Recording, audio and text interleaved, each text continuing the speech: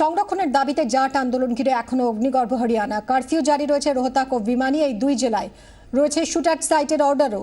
এখনো পর্যন্ত 9টি জেলায় নেমেছে সেনা, চলছে ফ্ল্যাগ মার্চ। আজও নতুন করে উত্তেজনা ছড়িয়েছে বহু এলাকায়। রোহতাকে পুলিশ স্টেশন, পেট্রোল পাম্প, সরকারি ভবন সহ একাধিক জায়গায় আগুন ধরিয়ে দেয় প্রতিবাদীরা। সংখ্যায় তারা প্রায় 2 থেকে 2,500 জন ছিল। জিন্দে রেল স্টেশনে আগুন ধরিয়ে দেয় আন্দোলনকারীরা। হাইওয়েতে বহু জায়গায় অবরোধের জেরে রোহতাকের পথে ঢুকতে বাধা পায় সেনাবাহিনী। পরে আকাশপথে তাদের সেখানে পৌঁছতে হয়। বিক্ষোভ আন্দোলনে এখনো পর্যন্ত একজনের মৃত্যুর খবর পাওয়া যাচ্ছে। আহতের সংখ্যা 25-এরও বেশি। ওবিসি কোটায় সংরক্ষণের দাবিতে জাটদের বিক্ষোভে কয়েকদিন ধরেই উত্তপ্ত হরিয়ানা। তবে গতকাল থেকে তা মারাত্মক আকার নিয়েছে। বিশেষ করে রোহতাক, ঝাজ্জার, সোনিপত, ভিওয়ানি সহ একাধিক জেলার পরিস্থিতি ভয়ঙ্কর চেহারা নেয়। মন্ত্রী, পুলিশ কর্তাদের বাড়িতেও হামলা হয়, আগুন ধরিয়ে দেওয়া হয়।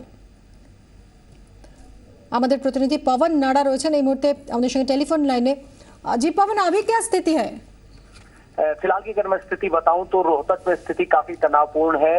पुलिस और प्रदर्शनकारी आमने सामने है। क्योंकि स्थिति को संभालने के लिए आर्मी बुलाई गई है दिल्ली के हरियाणा के 7 जिलों में। तो आर्मी अब रोहतक में फ्लैग मार्च कर रही है। लोगों को ये घोषणा की जा रही है कि घरों से बाहर ना निकले और घरों के अंदर बने रहें। प्रशासन की ओर से शूट एट साइट के ऑर्डर जारी किए गए हैं। इसके अलावा फिलहाल यहाँ रोहतक में MDU यूनिवर्सिटी गेट पर प्रदर्शनकारी और फोर्स आमने सामने है। तनाव बरकरार है। देखना होगा कि कौन सा पक्ष झुक के पीछे हटता है। पवन जी, रेलवे सर्विसेज क्या अभी भी सस्पेंडेड है? रेलवे सर्विसेज और रोड सर्विसेज यार आपको मैं बताऊं तो रेलवे पूरी तरह से ठप है। रोहतक से दिल्ली जोड़ने वाली लाइन पूरी तरह से ठप है। कोई गाड़ी नहीं चल पाई है। इसके अलावा जो पानीपत होते हुए चंडीगढ़ से पानीपत के बीच का जो रास्ता है वो भी पूरी तरह से बंद है। कुल मिलाकर पानीपत से दिल्ली के लिए 130 ट्रेनें ऐसी हैं जो नहीं पहुंच पाई, जिनमें शताब्दी भी शामिल है। विदेशी यात्री भी उनमें फंसे हुए थे। वापस उनको चंडीगढ़ भेजा गया। इस तरह से रेल यातायात प्रभावित है। NH1 जो दिल्ली को हरियाणा के रास्ते चंडीगढ़ से जोड़ता है वो ठप पड़ा हुआ है। इसके अलावा NH10 जो दिल्ली से रोहतक होते हुए हिसार और सिरसा और होते हुए पंजाब पहुंच रहा है वो रास्ता पूरी तरह से ठप है। यानी नेशनल हाईवे जितने भी हरियाणा से गुजर रहे हैं, जिनमें से 2 प्रमुख NH10 और NH1, वो दोनों फिलहाल बंद हैं। जगह जगह प्रदर्शनकारी धरने पर बैठे हैं। जी बहुत बहुत शुक्रिया पवन, तमाम जानकारी के लिए। আমাদের প্রতিনিধি রোহতাক থেকে পवन নাড়ার সঙ্গে আমরা কথা বললাম। জাট সংরক্ষণের দাবিতে আজও অশান্ত হরিয়ানা। যদিও রাজ্যের ডিজিপি YP সিংঘালের দাবি পরিস্থিতির উন্নতি হচ্ছে এবং আরও 10 কলম সেনা এবং 23 কোম্পানি আধা সেনা পাঠানো হচ্ছে প্রভাবিত এলাকায়। कल से आज स्थिति बेहतर है। प्रभावित जिलों में फ्लैग मार्च जारी है और आशा है कि जनता के सहयोग से हम जल्दी ही स्थिति पर काबू पा लेंगे। হরিয়ানার এই পরিস্থিতি নিয়ে এই মুহূর্তে বৈঠকে বসেছেন রাজনাথ সিং, মনোহর পারিক্কর। আমরা আরো বিস্তারিত জানবো আমাদের প্রতিনিধি নয়াদিল্লি থেকে চিত্রিতা সান্যালের সঙ্গে কথা বলে। চিত্রিতা, কি খবর রয়েছে? দেখো, অত্যন্ত গুরুত্বপূর্ণ এই বৈঠক, কারণ সরকার বুঝতে পারছে যে যেভাবে একটা পরিস্থিতি অবনতি হয়েছিল, যদিও হরিয়ানার তরফ থেকে জানানো হচ্ছে যে এখন অনেকটাই শুধরে গেছে, পরিস্থিতি অনেকটাই ভালোর দিকে। হিংসা ছড়াচ্ছে, তবে যেভাবে জাট সমর্থকরা যারা রিজার্ভেশন চাইছেন তারা যেভাবে দিল্লির বিভিন্ন রাস্তার দিকে এগিয়ে আসছেন, এটা কিন্তু একটা বড় ঝামেলা সৃষ্টি হতে পারে বলেই কিন্তু আজকের এই বৈঠক। এবং তাতে যেহেতু সেনা নামানো হচ্ছে, তাই আমরা দেখতে পাচ্ছি যে রক্ষামন্ত্রী কিন্তু পারিক্কর তিনিও রয়েছেন এই বৈঠকে। কিভাবে স্থিতি একটা স্বাভাবিক করা যায় এই নিয়ে সরকার কিন্তু অবশ্যই রাজ্য সরকারের সাথেও টাচে আছেন। এই গুরুত্বপূর্ণ বৈঠক কিন্তু এই বিষয়গুলো আলোচনা করার জন্যই হচ্ছে। ধন্যবাদ চিত্রিতা সান্যাল, আমাদের প্রতিনিধির সঙ্গে আমরা কথা বললাম। জাট আন্দোলনে অগ্নিগর্ভ হরিয়ানায়। শান্তি বজায় রাখার আবেদন জানালেন কেন্দ্রীয় স্বরাষ্ট্রমন্ত্রী রাজনাথ সিং। তিনি বলেন, যে কোনো সমস্যায় আলোচনা টেবিলে মেটানো সম্ভব। এক্ষেত্রেও সেই পথেই চলা উচিত। मैं विनम्रता पूर्वक सभी हरियाणा के बहनों भाइयों से अपील करता हूं कि वह शांति व्यवस्था बनाए रखें। इस देश में लोकतांत्रिक व्यवस्था है। लोकतंत्र में हिंसा के माध्यम से किसी समस्या का समाधान नहीं हो सकता। यदि कोई भी समस्या है तो समस्या का मिल बैठकर समाधान निकल सकता है। इसलिए मैं पुनः अपील करना चाहता हूं कि हरियाणा राज्य में शांति व्यवस्था बनाए रखने में मेरे हरियाणा के सभी बहन भाई पूरी तरह से सहयोग करें। আফিম গাছ কাটা নিয়ে অশান্ত মালদহের বৈষ্ণবনগর আবগারি কর্মী এবং পুলিশকে লক্ষ্য করে গুলি পাল্টা গুলি চলে। এখনো যদিও হতাহতের কোনো খবর নেই। রণজয় সিংহ আমাদের প্রতিনিধি আমাদের আরো বিস্তারিত জানাবেন। রণজয়, ঘটনা সম্পর্কে যদি জানাও, এখন কি পরিস্থিতি? মিমি, এখনো পর্যন্ত পরিস্থিতি স্বাভাবিক হয়নি। কালিয়াচক থানা থেকে বিশাল পুলিশ বাহিনী ঘটনাস্থলে গেছে এবং আজ সকাল থেকে ওই বাকরাবাদ এলাকায় 100 বিঘা জমিতে আফিম গাছ কাটতে গিয়েছিল আবগারি দপ্তর। বৈষ্ণবনগর থানার পুলিশ বাহিনীও সঙ্গে ছিলেন এবং সেই সময় গ্রামবাসীদের সঙ্গে তার বিবাদ বাধে এবং গ্রামবাসীদের গুলি চালায় পুলিশ এবং আবগারি দপ্তরের কর্মীদের লক্ষ্য করে বোমাবাজি করে এবং পাল্টা গুলি চালায় পুলিশ এবং ব্যাপক পরিমাণে সংঘর্ষ হয়েছে। এখনো পর্যন্ত যেটুকু খবর পাওয়া যাচ্ছে, রণক্ষেত্রের চেহারা রয়েছে ওই অঞ্চলে। পুলিশ কাউকে গ্রামের ভিতরে ঢুকতে দিচ্ছে না এবং এখনো পর্যন্ত পুরো এলাকা ঘিরে রেখেছে পুলিশ বাহিনী এবং এখনো পর্যন্ত কারো কোনো হতাহতের কোনো খবর নেই। এবং কাউকে গ্রেফতার করেছে পুলিশ? এখনো পর্যন্ত যেহেতু এলাকা উত্তপ্ত রয়েছে, পুলিশ কাউকে গ্রেফতার করতে পারেনি। এখনো পর্যন্ত যারা এই ঘটনার সঙ্গে যুক্ত রয়েছে তাদের খোঁজ চালাচ্ছে এবং এই মুহূর্তে গাছ কাটা আফিম গাছ কাটা বন্ধ রয়েছে এবং পরিস্থিতি এখনো স্বাভাবিক হয়নি। মিমি, রণজয়, তোমার থেকে আমরা এই খবরাখবর নিতে থাকবো। আপাতত অনেক ধন্যবাদ। রণজয় সিংহ আমাদের প্রতিনিধির সঙ্গে আমরা কথা বললাম। স্ত্রী ও ছেলেকে খুনের অভিযোগে এক আসামিকে ফাঁসির সাজা দিল আরামবাগ মহকুমা আদালত। এই প্রথম ফাঁসির সাজা দিল আরামবাগ মহকুমা আদালত। এই নিয়ে আরো বিস্তারিত জানবো। আমাদের প্রতিনিধি দিব্যেন্দু রয়েছেন টেলিফোন লাইনে। দিব্যেন্দু, আজ আদালত ফাঁসির সাজা দিয়েছে, কি বলেছে রায়? দিব্যেন্দু, শোনা যাচ্ছে?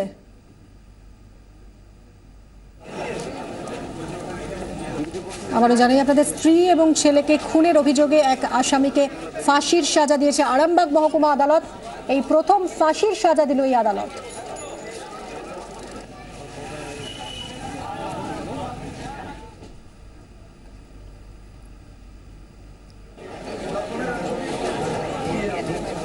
চাঞ্চল্য ছড়িয়েছে আজ এই রায়কে কেন্দ্র করে আরামবাগ মহকুমা আদালতে, কারণ এই প্রথমবার আরামবাগ মহকুমা আদালতে কোনো ফাঁসির সাজা হলো। স্ত্রী এবং ছেলেকে খুন করায় এই ফাঁসির সাজা হয়েছে স্বামীর।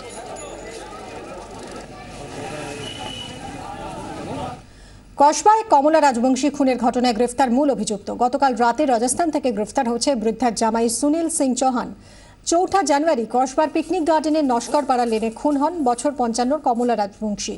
শাশুড়ি কমলা রাজবংশীকে খুন করতে সুপারি দেয় জামাই সুনীল। 9 জানুয়ারি কলোনি বাজার এলাকা থেকে গ্রেফতার হয় সুপারি কিলার নিয়াজ আহমেদ। শ্বাসরোধ করেই সুনীল সিং চৌহান কমলা রাজবংশীকে খুন করে বলে জেরায় জানায় নিয়াজ।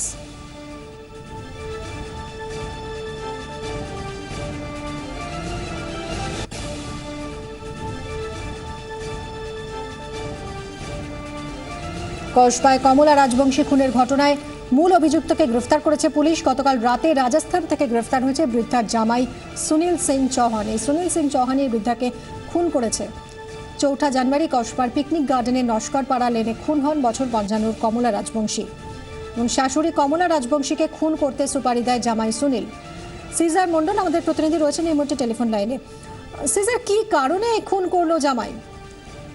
দেখো, যেটা প্রাথমিকভাবে জানা যাচ্ছে যে কমলা রাজবংশীর যে সম্পত্তি, সেই সম্পত্তি আত্মসাৎ করার উদ্দেশ্যেই কিন্তু এই শাশুড়ি কমলা রাজবংশীকে খুন করার পরিকল্পনা করে জামাই এবং সেই কারণেই নিয়াজ আহমেদ একজন ভাড়াটে অপরাধীকে সে টাকা দিয়ে খুন করতে পাঠায় এবং নিয়াজ ধরা পড়ার পরই কিন্তু এই চৌহানের যে ভূমিকাটা, জামাইয়ের ভূমিকাটা প্রকাশ্যে আসে এবং তারপর থেকেই সে ফেরার ছিল এবং গত কয়েকদিন ধরে তার গতিবিধি পাওয়া যাচ্ছিল রাজস্থানে এবং সেই সূত্র ধরেই কিন্তু গতকাল রাতে রাজস্থান থেকে তাকে গ্রেফতার করেছে গোয়েন্দা বিভাগ। ধন্যবাদ সিজার। কোনো দূরপাল্লা ট্রেন নয়, এবার লোকাল ট্রেনে মাদক খাইয়ে যাত্রীর সর্বস্ব লুট। গতকাল রাত 10:35 ডাউন ক্যানিং লোকালে ঘটনা ঘটে। নুরুদ্দিন লস্কর নামের মখরামপুরের বাসিন্দা এক যাত্রীর কাছ থেকে টাকা গয়না লুট করা হয়। অভিযোগ, নগদ প্রায় 17,000 টাকা এবং বেশ কিছু সোনার গয়না লুট হয়েছে। গুরুতর অসুস্থ অবস্থায় ক্যানিং সাব ডিভিশনাল হাসপাতালে ভর্তি করা হয় নুরুদ্দিনকে। অভিযোগ দায়ের হয়েছে ক্যানিং রেল পুলিশে। কান্দি অপহরণকাণ্ডে 4 দিন পেরিয়ে গেলেও এখনো কোনো হদিশ নেই কাউন্সিলর দেবজ্যোতি রায়ের। গত বুধবার স্কুলের মধ্য থেকে তাকে অপহরণ করে সশস্ত্র দুষ্কৃতীরা। পুরসভায় ভোটাভুটির 2 দিন আগে ওই অপহরণ ঘিরে শোরগোল পড়ে যায় রাজ্য জুড়ে। গতকাল ভোট পর্বও মিটেছে। বাম সমর্থিত নির্দল কাউন্সিলর দেবজ্যোতি রায়কে ছাড়াই ভোট হয়। হারতে হয় কংগ্রেস ও বাম জোটকে। চেয়ারম্যানের বিরুদ্ধে অনাস্থা প্রস্তাব পাস করিয়ে নেয় তৃণমূল, যদিও এই ফল অবৈধ অসাংবিধানিক বলে দাবি বিরোধী জোটে। আমাদের সঙ্গে এই মুহূর্তে টেলিফোন লাইনে রয়েছেন আমাদের প্রতিনিধি সোমা মাইতি। সোমা, এখনো পর্যন্ত কাউন্সিলরের কোনো খোঁজ কি পাওয়া গেল? ভোট তো মিটে গেল, তিনি কোথায় রয়েছেন? এখনো পর্যন্ত কিন্তু কোনো রকম অপহৃত কাউন্সিলরের খোঁজ পাওয়া যায়নি। পুলিশও কার্যত এই প্রসঙ্গে কোনো রকম দিশা দেখাতে পারছেন না। অন্যদিকে পরিবারের তরফ থেকেও কিন্তু যেটা জানানো হয়েছে যে এখনো পর্যন্ত তার অপহৃত কাউন্সিলরের যে খোঁজ পাওয়া গেল না, পুলিশের নিষ্ক্রিয়তার অভিযোগ তুলছেন তারা বারবার ধরে এবং রীতিমতো উদ্বিগ্ন হয়ে পড়েছেন গোটা পরিবার। তারা আশা করেছিলেন যে এই ভোট পর্ব মিটে যাওয়ার পর হয়তো তিনি ফিরে আসবেন বা তাকে ফিরিয়ে দেওয়া হবে, কিন্তু কার্যত সেটা না হওয়ায় কিন্তু রীতিমতো একটা আতঙ্কের পরিবেশ তৈরি হয়েছে গোটা এলাকা জুড়ে। এবং আমরা জেলা পুলিশ সুপারের সঙ্গে কথা বলেছিলাম এই বিষয়ে, তিনিও কার্যত যেটা বলছেন যে এখনো পর্যন্ত কোনো রকম সন্ধান পাওয়া যায়নি, সব রকম ভাবে চেষ্টা চালানো হচ্ছে। ধন্যবাদ সোমা মাইতি, আমাদের প্রতিনিধির সঙ্গে আমরা কথা বললাম। জেএনইউ কাণ্ডে 3 যুবকের বিরুদ্ধে লুকআউট নোটিশ জারি করল দিল্লি পুলিশ। 3 সন্দেহভাজন জেএনইউর ছাত্র বলে দাবি পুলিশের। তারা যাতে কোনোভাবেই দেশ ছাড়তে না পারেন তার জন্য ফরেন রিজিওনাল রেজিস্ট্রেশন অফিসের সঙ্গে যোগাযোগ করে বিমানবন্দরগুলিকে সতর্ক করতে বলেছে দিল্লি পুলিশ। এই 3 যুবকই মূল ষড়যন্ত্রকারী বলে দাবি পুলিশের। 9 ফেব্রুয়ারির পর থেকে তাদের ফোন বন্ধ, ফোনের কল ডিটেলস ট্র্যাক করছে পুলিশ। ইতিমধ্যেই সাক্ষ্য হিসেবে প্রায় ডজন খানেক জেএনইউ ছাত্রের জবানবন্দি রেকর্ড করেছে পুলিশ। জেএনইউ কানহাইয়া কাণ্ডে চাপ বাড়ল পুলিশের ওপর। এবার আসরে মানবাধিকার কমিশনও। অভিযোগ, পুলিশে জেরায় প্রবল মানসিক চাপ দেওয়া হচ্ছে ধৃত ছাত্রনেতাকে। দেশদ্রোহের অভিযোগে এখন তিনি জেল হেফাজতে। আদালতে পেশের সময় তার উপর হামলাও পূর্ব পরিকল্পিত ছিল। জাতীয় মানবাধিকার কমিশনের রিপোর্টে উঠে এসেছে এমনই চাঞ্চল্যকর তথ্য। তাতে উল্লেখ রয়েছে পুলিশে জেরায় কোনো রকম মারধরের অভিযোগ কানহাইয়া কুমার করেননি, তবে এটা স্পষ্ট যে তাকে ভয়ঙ্কর মানসিক চাপ দেওয়া হচ্ছে। এমনকি কানহাইয়া কুমারের আবেদন বলে পুলিশ যে বক্তব্য সামনে এনেছে তাও ধৃত ছাত্র নেতার নয় বলে অভিযোগ মানবাধিকার কমিশনের। পাটিয়ালা হাউস কমপ্লেক্সে কানহাইয়া কুমারের ওপর হামলার ঘটনায় পুলিশি নিরাপত্তায় বড়সড় গলদ ছিল বলে দাবি করা হয়েছে রিপোর্টে। উদ্বেগ প্রকাশ করা হয় কানহাইয়া ও তার পরিবারের নিরাপত্তা নিয়ে। জেএনইউ ক্যাম্পাসে পুলিশি হানা এবং গ্রেফতারি কাণ্ডে আন্দোলন জারি থাকলেও গতকাল থেকে অবশ্য ক্লাসে যোগ দিতে শুরু করেছেন পড়ুয়ারা। সংসদে আসন্ন বাজেট অধিবেশনের আগে দলের স্ট্র্যাটেজি ঠিক করতে আজ সোনিয়া গান্ধীর নেতৃত্বে বৈঠকে বসছে কংগ্রেস। একাধিক ইস্যুতে অধিবেশন উত্তাল হওয়ার সম্ভাবনা। যুযুধান শাসক বিরোধী দুপক্ষই। অধিবেশন যাতে সুষ্ঠুভাবে পরিচালনা করা যায় সেই লক্ষ্যে আজ রাজ্যসভার শীর্ষ নেতাদের নিয়ে সর্বদল বৈঠকে বসছেন চেয়ারম্যান হামিদ আনসারি। বৈঠকে থাকতে পারেন প্রধানমন্ত্রী নরেন্দ্র মোদী। এরপরই আজ বৈঠকে বসবে কংগ্রেস। মঙ্গলবার থেকে শুরু হচ্ছে সংসদের বাজেট অধিবেশন। 29 ফেব্রুয়ারি পেশ হবে সাধারণ বাজেট। তার আগে আগামী সোমবার আলাদাভাবে সর্বদল বৈঠকের ডাক দিয়েছেন লোকসভার স্পিকার সুমিত্রা মহাজন এবং সংসদ বিষয়ক মন্ত্রী ভেঙ্কাইয়া নাইডু। বাজেট অধিবেশনে শান্তি রক্ষার আবেদন 2 বৈঠকেরই এজেন্ডা।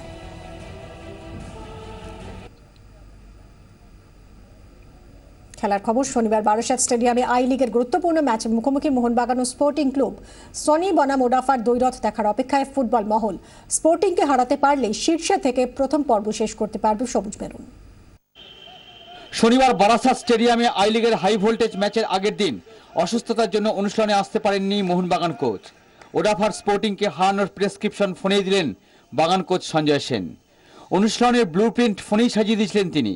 সেই মতো শুক্রবার শঙ্করলালের তত্ত্বাবধানে অনুষ্ঠান করলেন লুসিয়ানো গ্লেনরা। 3 দিনের ব্যবধানে ম্যাচ, ঠাসা সূচি। সনি, কিংসুক, লুসিয়ানোরা কার্যত বিশ্রামেই কাটলেন শুক্রবার। স্পোর্টিংয়ের সাম্প্রতিক ফর্ম বাগান শিবিরকে নতুন চ্যালেঞ্জ ছুড়ে দিয়েছে, মানলেন সঞ্জয়ের ডেপুটি। স্পোর্টিং ক্লাবকে আমরা নজর যেটা দেখছি, পেছন থেকে খুব দ্রুত উঠে আসছে। তার মানে ওরা দিনকে দিন খুব দ্রুত উন্নতি করছে। তাই একটা শক্ত চ্যালেঞ্জ আশা করছি কাল হবে। গ্লেনের ফর্ম নিয়ে দুশ্চিন্তা রয়েছে বাগানের টিম ম্যানেজমেন্টের। লাজংয়ের বিরুদ্ধে ম্যাচের দ্বিতীয়ার্ধে বসিয়ে দেওয়া হয় এই তারকাকে। উল্টো দিকে অনূর্ধ্ব 22 ফুটবলার হিসেবে 20 জনের দলে আসছেন ব্রেন্ডন ফার্নান্ডেজ এবং আজহারউদ্দিন মল্লিক। প্রথম একাদশে ফিরছেন প্রণয় হালদার। তবে সঞ্জয় সেনের সঙ্গে কথা বলেই প্রথম একাদশ ঠিক হবে। অসুস্থ থাকলেও স্পোর্টিং ম্যাচে মাঠে আসতে চাইছেন সঞ্জয় সেন। আর স্পোর্টিংকে হারাতে পারলেই 18 পয়েন্ট নিয়ে লিগ শীর্ষে প্রথম পর্ব শেষ করতে পারবে মোহনবাগান। ব্যুরো রিপোর্ট, 24 ঘন্টা।